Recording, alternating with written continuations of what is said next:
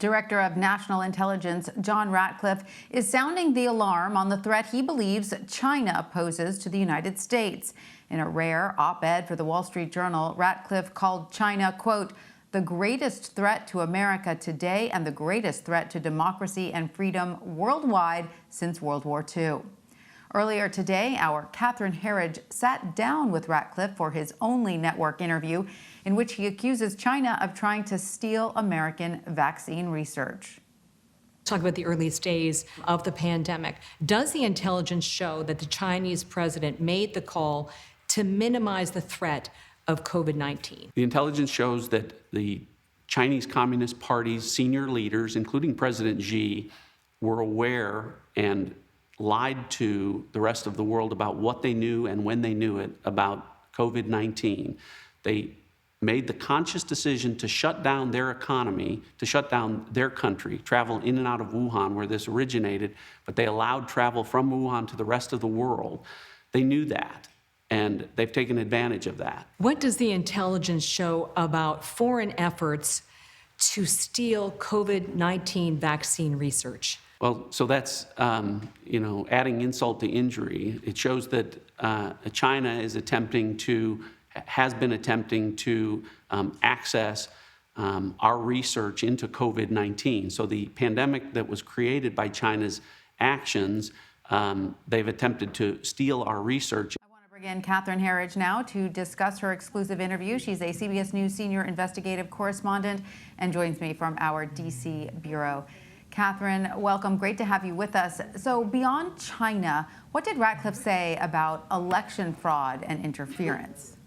Well, DNI Ratcliffe leads the 17 intelligence agencies, and he has access to the most highly classified information that is held by the U.S. government. And he told CBS News that there was foreign election interference by China, Iran, and Russia in November of this year, and he is anticipating a public report on those findings in January, and he shared with us what they have seen so far.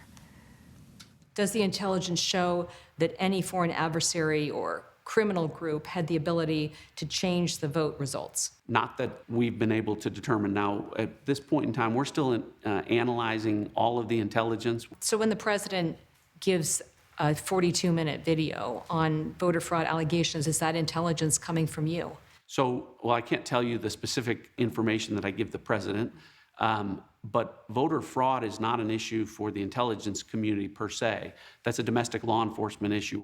Invisible from the prompter.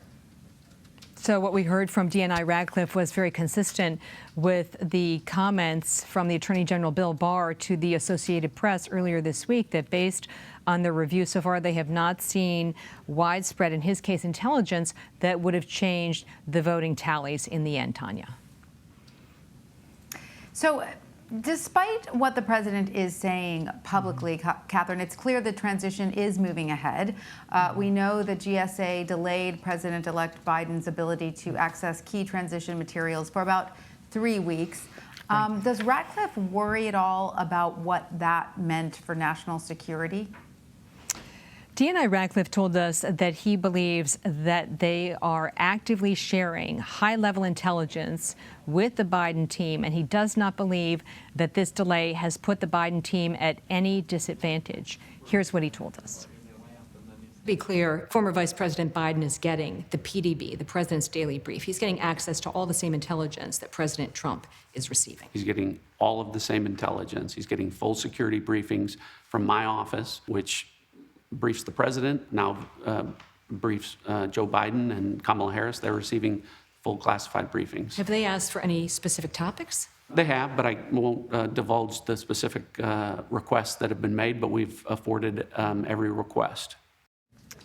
And we asked DNI Ratcliffe what his message was to the Biden team about China, and he urged them to see it for the threat that it is. He emphasized that he's taken the last 6 months to reallocate resources within the intelligence community away from Russia, away from counterterrorism, to focus on China. And he is urging this incoming team not to switch that back, Tanya. Catherine Herridge, thank you so much.